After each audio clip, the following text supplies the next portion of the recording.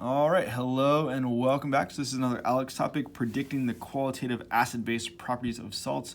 I think this is a great topic. It gets at a lot of that information that we really need to understand conceptually for weak acid and weak base relationships, but also how we're going to deal with these salt solutions. And I think that these salt solutions give students a lot of problems.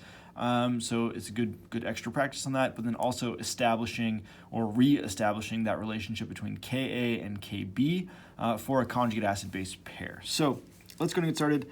The first thing we need to do is figure out what this question is asking us to do. Basically, it wants us to figure out which one's the most acidic solution. That's going to be labeled number 1. And then, so select a 1 next to the solution that have the lowest pH. So that means the most acidic. And then number 4 is going to be the least acidic, right? Or the most basic would be another way to put it. So number 4 equals most basic. So then we need to figure out, what type of solutions we're going to end up with. Are they going to be acidic? Are they going to be basic? And then how strong of acidity, right? Of acidity, how strong of an acid are we dealing with, or how strong of a weak base are we dealing with?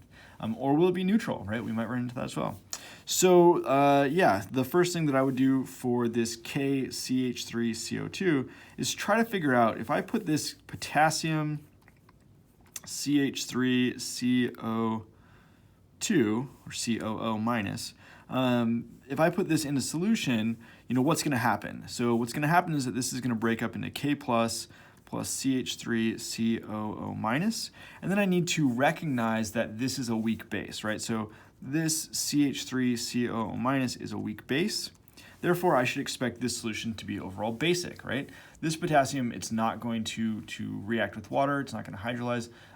So it's just a spectator ion, right? Potassium things are always soluble, right? Go back to, Gen Chem 1 or Gen Chem 2. So that's going to be always soluble, so it's not going to do anything. It's just going to watch what's going on. It's going to spectate.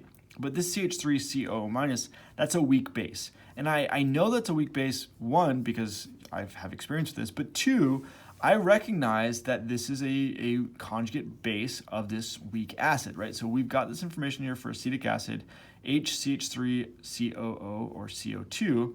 It's telling us that that's a weak acid. So the conjugate base of a weak acid, which is this conjugate base of this weak acid, is a weak base, right? That's the relationship between weak acids and weak bases. So if this is a weak base, I need to know what the Kb value for that is. How do I get that? Well, I know that there's a relationship between Ka and Kb where Ka times Kb equals Kw, which equals 1 times 10 to the minus 14th. So I can calculate what the Kb value is from this Ka for this weak base, right? So there's a lot going on here. But if you go ahead and do that, 5.56 times 10 to the minus 10th, this is the Kb value for this weak base. Hopefully that makes sense. If not, definitely let me know. Send me a comment or leave a comment below. NH4 plus is a weak acid. So now I'm looking at this one, 0.1 molar NH4Br. I do the same exercise, right? Break it into ions first, NH4 plus, Br minus. The Br minus is not gonna, again, it's gonna be a spectator ion. We don't need to worry about it. But the NH4 plus, I recognize that as a weak acid. I also see that the conjugate base, ammonia, is here with a given Kb. If they give you a Kb for that NH3, that tells you that the NH4, the conjugate acid of this weak base, must be a weak acid. And we could also calculate the Ka, which is 5.56 times 10 to the minus 10th. So again, we're able to figure out 1, what pieces it's going to be splitting into. 2, recognize this as a weak acid. We know that because we can see the conjugate base here. And then calculating the Ka from that Kb.